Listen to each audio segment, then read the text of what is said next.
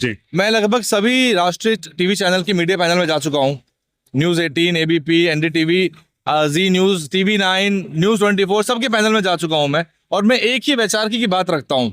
तो जब कभी नौबत आए और जब कभी ज़रूरत पड़े कि वहां बात रखनी है, तो हमारे पास ऐसे लोग, मेरे जैसे और भी लोग मौजूद हैं। मैं अपनी पैरवी नहीं कर रहा, अपनी तो मैं करूंगा ही करूंगा जी। क्योंकि अपनी पैरवी खुद करनी पड़ती है। आप नमस्कार साथियों, मेरा नाम है सुरेंद्र सिंह और आप देख रहे हैं SM न्यूज़, साथ में देख रहे हैं दलित न्यूज़ नेटवर्क और उसके संचालक, उसके कार्यकर्ता, उसकी जमीनी स्तर तक सारी रिपोर्टिंग आप तक पहुंचाते हैं वैभव, जो किसी नाम तारीफ के मोहताज नहीं है। अजीज मित्रों में से भी आते हैं हमारे। स्वागत है आपका जी। बहुत बहुत धन्यवाद, ज्यादा तारीफ कर दी आपने। लेकिन मित्र हैं आप बहुत अजीज, ये बात आपने सही कही है। और सबसे पहले बाबा साहब की जयंती की सभी देशवासियों को, आपको सबको शुभकामनाएं। जी। वैभव भाई, बड़ा सिंपल से सवाल रहेंगे, बिना किसी भूमिका के रहेंगे, कट टू कट बात करेंगे। सीधे रैपिड फायर करिए। डेफिनेटली 13 तारीख को आकाश आनंद की पुनः वापसी हो गई है बसपा के अंदर, और बाबा साहब की 14 तारीख को जयंती, यानी आज सारे लोग पूरे देश के अंदर, दुनिया के अंदर सेलिब्रेशन कर रहे हैं। और उसी तरीके से आकाश आनंद की वापसी को लेकर भी तमाम लोग बड़े खुशी खुशी उनका सेलिब्रेशन भी कर रहे हैं। आप इस BSP की खबरों पे बड़ा पैनी नजर रखते हैं। आप आकाश आनंद जी की वापसी को क्या किस नजर से देखते हैं? बहुत सही सवाल है आपका। देखिए, कल आकाश जी के 4 ट्वीट आए। उन्होंने साफ कहा कि मैं कोई भी गलती जो मुझसे हो गई हो उसकी माफी मांगता हूं। और बहन जी से उन्होंने रिक्वेस्ट भी करी कि मुझे पार्टी में पुनः वापस लिया जाए। उसके कुछ घंटे के बाद ही, रात को लगभग 8:30-9 बजे के आसपास, बहन जी के भी ट्वीट आए हैं और उन्होंने साफ कह दिया है कि जो आकाश आनंद है उनका स्वागत है। हालांकि उन्होंने वार्निंग दी है कि किसी के बहकावे में नहीं आना। खासतौर से जो ससुर जी की जो बात है वो साफ निकल के आई, क्योंकि दिक्कत कहाँ थी, क्या चल रही थी, वो सबके सामने आ चुकी है। स्वागत योग्य कदम है, मैं ज्यादा बात की खाल निकालता नहीं हूँ। मैंने कल भी अपने विश्लेषण में यही कहा था। और आकाश जी को जो भूमिका, जो स्थान मिलेगा पार्टी में, जो बहन जी देंगे, वो काम करेंगे। एक बात बोल दूं मैं आपको, मैंने अपने पहले भी एक बाइट में बोला था कि बसपा को हजारों आकाश आनंद की जरूरत है। असल में एक आकाश आनंद से काम नहीं चलने वाला है, क्योंकि बहुत से काबिल युवा युवतियां बाहर हैं पार्टी के, और ऐसे में उन सबको भी अंदर, पार्टी के अंदर शामिल करने की जरूरत है, ताकि वो भी अपना योगदान दे सकें। जी। बसपा के अंदर बहन जी बड़े अहम नए कदम उठा रही हैं। आपको क्या लगता है कि और कौन से बड़े बदलाव होने चाहिए जो बसपा के अंदर मेन भूमिका रखते हैं? मैं अब कोई भी ऐसी बात नहीं कहूँगा कि ये होना चाहिए, वो होना चाहिए। बहन जी जो है वो हर तरह से परिपूर्ण है, वो ज्ञाता है, उनके पास तजुर्बा है। क्या करना है, क्या नहीं करना, बहन जी जानती हैं। जब समय सही आएगा, बहन जी अपने आप समय ले लेंगी, एक्शन ले लेंगी। लेकिन हम अपने विश्लेषणों के जरिए, अपने पॉडकास्ट के जरिए उन विषयों पे चर्चा जरूर करते हैं कि उनके महत्व क्या है। तो जो बहुत सारी चीजें हैं, सोशल मीडिया IT सेल से लेके लीगल सेल, मीडिया सेल, और तरह तरह के विंग स्थापित करना और गतिविधियों को बढ़ाना सोशल मीडिया पे, इन पे हम चर्चा करते हैं। हालांकि आप देखिए, एक पॉजिटिव मूव ये है कि बहन जी ने भाईचारा कमेटी जो है वो बनाई है।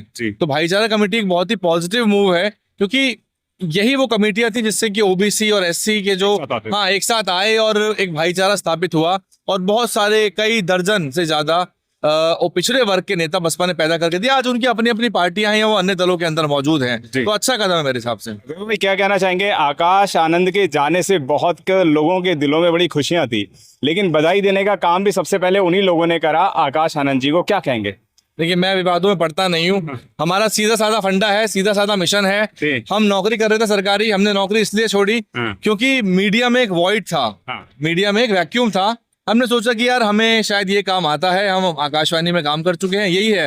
ये पीछे जो ब्रॉडकास्टिंग हाउस है, इसका पीछे न्यू ब्रॉडकास्टिंग हाउस है NXC के सामने। मैं उसी के 5वें फ्लोर पे हिंदी न्यूज रूम में काम करता था, और उसके कुछ सालों बाद मैंने LIC में 9 साल नौकरी करी। तो जब मुझे लगा कि यार अब बहुत उम्र हो गई है, अब नौकरी छोड़ देनी चाहिए, नहीं तो पूरी उम्र नौकरी करते रह जाएंगे। ऐसे आपकी त्वचा से आपकी उम्र को पता भी नहीं चलता। ये बहुत अच्छा आपने डायलॉग मारा है, आप ज्यादा TV देख रहे हैं मुझे लग रहा है। तो फिर हम कूद गए इस मैदान में, और इसलिए जो इस मिशन का सगा, बहुजन मूवमेंट का सगा है, जो कांशीराम साहब के जो सत्ता के सपने को चरितार्थ करने के लिए जमीन पे दौड़ रहा है, भाग रहा है, हम उसके साथ खड़े हैं। और जो नुकसान कर रहा है, जो एक सीधे शब्दों में कहूँ, जो मूवमेंट का दलाली कर रहा है, धोखा कर रहा है, हम उसके खिलाफ खड़े हुए हैं। तो अगर आप सही हैं तो हम आपके साथ हैं, अगर आपके अंदर कुछ गड़बड़ तो हम जरूर पॉइंट आउट करेंगे। जी। लेकिन आकाश आनंद, मेरा सवाल ये था कि आकाश आनंद की जो जाने से लोग खुशियां मना रहे थे, वापस आते ही पुनः वो लोग बधाइयां भी देने लग रहे हैं। इसको किस नजर से आप देखते हैं? देखिए, एक नेता के कुछ चाहने वाले होते हैं, कुछ विरोधी होते हैं, और ऐसी कोई राजनीतिक दल नहीं है, ऐसी कोई पार्टी नहीं है जिसके अंदर इंटरनल पॉलिटिक्स ना होती हो। और इंटरनल पॉलिटिक्स जो है वो कई बार पॉजिटिव भी हो सकती है। जी एक मैनेजमेंट की थिंकर है Mary Parker Follett, M P Follett, उनकी एक थ्योरी है कंस्ट्रक्टिव क्रिटिसिज्म, कंस्ट्रक्टिव कॉन्फ्लिक्ट की, कि कॉन्फ्लिक्ट जो है वो कभी कभी कंस्ट्रक्टिव रूप भी ले लेती है। जी। और अगर दो पढ़े लिखे लोग आपस में कॉन्फ्लिक्ट रखते हैं तो अंततः उसमें से कुछ पॉजिटिव निकल के आता है। तो ये बीएसपी के साथ भी हो सकता है कि बहुत से विरोधाभास और द्वंद्व हैं आपस में लोगों के, जी। लेकिन अगर आप मिशन के प्रति वफादार हैं तो एक दूसरे को आप नोच के नहीं खाएंगे और पार्टी को ताक पे नहीं रखेंगे। तो ये चलता रहता है ये। जी 2027 के अंदर बसपा को आप कहाँ देखते हैं, क्योंकि जीरो से स्टार्टअप करना है दोबारा से, वोट बैंक बिल्कुल खत्म सा हो चुका है, जबकि आंकड़ों में बढ़ता हुआ नजर आ रहा है, लेकिन वो जमीनी स्तर पर कहीं भी वोट और सीट नहीं है तो उसको आप पॉजिटिव ज्यादा मान भी नहीं सकते हैं। तो 2027 के अंदर तमाम बहुजन समाज के लोग, तमाम जो बड़े बड़े एक्सपर्ट्स हैं वो भी ये कह रहे हैं कि 2027 में पुनः वापसी कर रही हैं बहन जी। बड़े बड़े बुद्धिजीवी लोग भी कह रहे हैं, बड़े बड़े एनालिसिस करने वाले भी ये कह रहे हैं। आप क्या कहना चाहेंगे? देखिए, मैं एक बात कहूंगा कि ये आखिरी मौका है, इसको हाथ से मत जाने दीजिएगा। मैं आखिरी मौका इसलिए नहीं कह रहा हूँ कि बहन जी की जो उम्र है वो ज्यादा है, बहन जी दीर्घायु रहें, स्वस्थ रहें, वो स्वस्थ हैं और ये हम कामना भी करते हैं। लेकिन आखिरी मौका जो राजनीतिक जो परिस्थितियां बनी हुई हैं उसके लिहाज से ये आखिरी मौका होगा कि ये वाटरशेड मोमेंट है, यानी कि आप से मेक और ब्रेक पीरियड भी कहते हैं इंग्लिश में, कि या तो यहाँ बात बन जाएगी या बिगड़ जाएगी। तो बिगड़ने तो देना नहीं है। हमने भी कमर कस ली है और केवल मीडिया की भूमिका से बढ़कर हम एक प्रचारक की भूमिका में, एक समर्थक की भूमिका में खुल के नहीं आए। तो आपने मेरे मुंह से ये नहीं सुना कभी कि यार बसपा के लिए वोट करिए, ये मैंने कभी नहीं कहा होगा। तो हम उस भूमिका को अख्तियार करने वाले हैं। और लोग कहते हैं कि मिशन मूवमेंट काम में न्योता नहीं दिया जाता, तो हमने वैसे बहुत सारे द्वार खटखटा लिए हैं। मैंने अपनी सरकारी नौकरी से इस्तीफा इसलिए नहीं दिया था कि मैं हमेशा पत्रकारिता में ही जो है काम करता रहूं। हम तो इसलिए इस्तीफा देके आए थे कि हमारी जो काबिलियत है उसके आधार पे हमको पहचाना जाएगा और हमको सही जिम्मेदारी दी जाएगी। मैं लगभग सभी राष्ट्रीय टीवी चैनल की मीडिया पैनल में जा चुका हूँ, न्यूज 18, एबीपी, एनडीटीवी, जी न्यूज, TV9, न्यूज 24, सबके पैनल में जा चुका हूँ मैं। और मैं एक ही वैचारिकी की बात रखता हूँ। तो जब कभी नौबत आए और जब कभी जरूरत पड़े कि वहां बात रखनी है, तो हमारे पास ऐसे लोग, मेरे जैसे और भी लोग मौजूद है। मैं अपनी पैरवी नहीं कर रहा, अपनी तो मैं करूंगा ही करूंगा, क्योंकि अपनी पैरवी खुद करनी पड़ती है यहाँ पे। तो हमें मौका मिले काम करने का तो हम अपने आप को प्रूव करके दिखाएंगे एक्चुअली। जी मैं कई बार जब आपसे वार्ता करता हूं तो मैं देखता हूं कि एक राजनीति महत्वाकांक्षा भी मेरे को वैभव के अंदर नजर आती है, और आपके अंदर महत्वाकांक्षा इसलिए नजर आती है कि आप कुछ बड़ा करना चाहते हैं समाज के लिए, और वो सिस्टम में जाकर ही हो पाएगा। तो क्या अगर कोई बीएसपी आपको कोई बड़ा पद देती है या आपको काम करने का न्योता देती है तो क्या आप जाके काम करना पसंद करेंगे? पद देखिए बड़ा छोटा नहीं होता, उसको बड़ा बनाना पड़ता है। पद तो पद होता है। खैर, हमें पद की कोई लेना देना नहीं है पद से। हम जो है जो कंट्रीब्यूट करने आए थे कंट्रीब्यूट करेंगे। प्रयास हमने इसलिए किया था कि जो चीज हम बाहर रह कर सकते हैं उससे 10 गुना ज्यादा कंट्रीब्यूशन हम अंदर रह कर सकते थे। क्योंकि जब मैं किसी टीवी चैनल की डिबेट में जाऊंगा तो मैं एक विश्लेषक के रूप में जाऊंगा, लेकिन असली ताकत तब आती है जब आप किसी पार्टी के आधिकारिक प्रवक्ता होते हैं। तो वो मौका हमें मिला नहीं, हालांकि हमने अपने आप को प्रूव किया। और मेरे अलावा और भी लोग हैं, डॉक्टर सतीश प्रकाश जी मेरठ वाले हैं, वो तो कम से कम हजारों डिबेट में जा चुके हैं। हमारे पास तो अपने काम थे, जब हमने देखा कि हमारे अपने काम सफर कर रहे तो हमने उसको ब्रेक लगा दिया। राजनीतिक महत्वाकांक्षा मेरे अंदर नहीं है, मेरे अंदर योगदान की महत्वाकांक्षा जरूर है कि जो एक एक्चुअल पोटेंशियल है हमारी, एक मैनेजमेंट का प्रिंसिपल है, उसे कहते हैं पीटर प्रिंसिपल। इधर every trainer, every manager should rise up to his level of competence. मेरी जो असल क्षमता है मैं उस असल क्षमता तक पहुंचने का प्रयास करूंगा, ये मेरी कोशिश है। लेकिन अगर बीएसपी आपको कोई जिम्मेवारी देती है तो क्या कार्य करना पसंद करेंगे?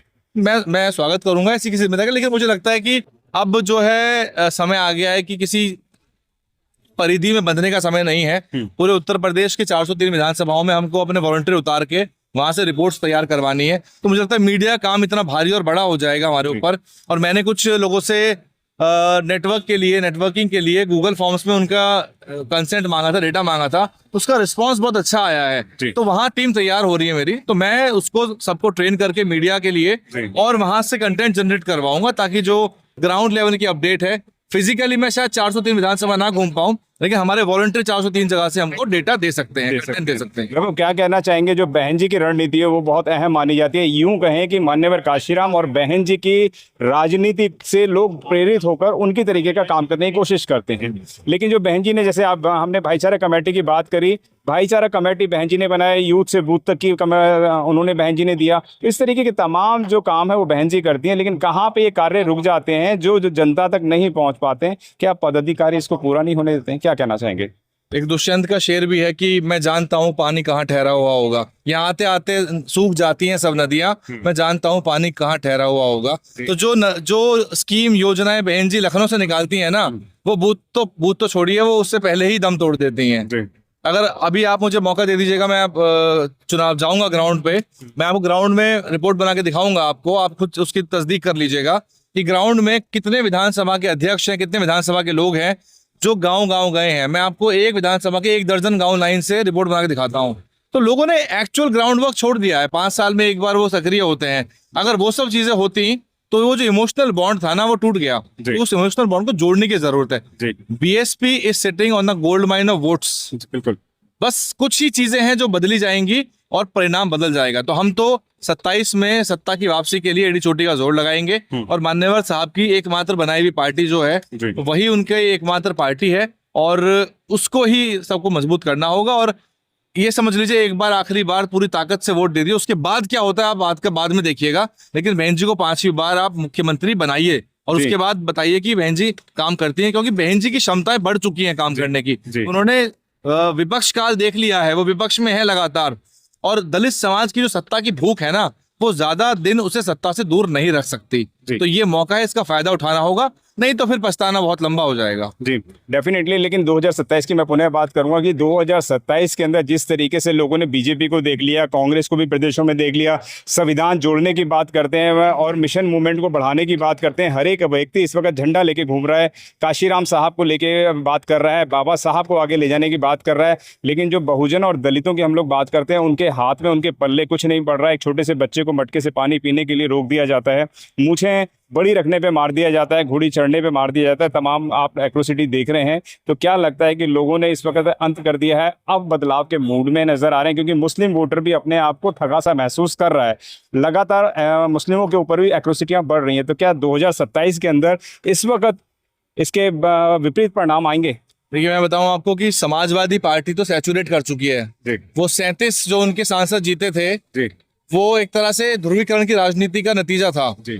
क्योंकि 2 छोर हैं वहां पे हिंदू मुस्लिम राजनीति के। एक तरफ बीजेपी को जो वोट चाहिए, उसके विपक्ष में जो वोट पड़ रहा है वो समाजवादी पार्टी को चाहिए। तो जितने धार्मिक मुद्दे हैं, जितने भी आप देख रहे हैं कि ये जो चल रहा है आगरा के अंदर रामजी लाल सुमन वाला जो मामला है, वो सारी चीजें जो है वो ये इशारा करती हैं कि मिला जुला खेल चल रहा है कहीं ना कहीं। ये आप ऐसा समझ रही है इसको? जनता शायद समझ जाए और खासतौर से मुस्लिम समाज अगर समझ जाए और बीएसपी भी आउटरीच करेगी आगे चल के, तो पिछड़ों के साथ साथ मुस्लिम समाज और दलित समाज को एक बार अपनी पार्टी को पुनः ताकत देनी पड़ेगी, क्योंकि आगे चल के मौके मिल नहीं पाएंगे। उत्तर प्रदेश में एक दलित मुस्लिम समीकरण जो फैक्टर्स होते हैं बड़ा बदलाव करता है। तो क्या लगता है 27 के अंदर मुस्लिम वोटर वापस आएगा और दलित एक्टिव हो जाएगा? क्या लगता है? देखिए अकेले तो मुस्लिम समाज की विधानसभाओं में कहीं भी सीट नहीं जिता सकता, उसको अन्य और दलित मुस्लिम सबसे स्ट्रॉन्गेस्ट कॉम्बिनेशन है। तो सारी कवायद उत्तर प्रदेश में तो सारी कवायद जो आपको देखने को मिल रही है सोशल मीडिया पे, वो दलित और मुस्लिम राजनीतिक रूप से साथ ना आ जाए, इसके लिए आपको देखने को मिलेगा कि लगातार कोशिश है कि अलगाव रहे। कुछ लोग इसी प्रयास में रहेंगे कि राजनीतिक रूप से साथ ना आ पाए, क्योंकि देखिए सामाजिक मिशन चलाना अलग बात है, लेकिन राजनीति जो होती है उसके लिए कूटनीति की जरूरत है, उसके लिए सबको साथ लेने की जरूरत है। तो उसके लिए अलग आपकी एक मानसिक स्थिति होनी चाहिए, साइकोलॉजिकली बहुत स्ट्रांग होना पड़ता है। तो समाज तैयार हो रहा है, उसकी ट्रेनिंग कराई जाएगी। जी मैं धन्यवाद करूंगा आपका जो आपने नए मुद्दों पर हमारे साथ बात करी। थैंक यू, बहुत शुक्रिया, धन्यवाद। DNN हिंदी को सब्सक्राइब करने के लिए दबाएं लाल रंग का सब्सक्राइब बटन और घंटी का बटन दबाकर ऑल नोटिफिकेशन पर क्लिक करें। चैनल को जिंदा रखने के लिए नीले रंग का ज्वाइन बटन दबाकर चैनल को आर्थिक सहयोग करें।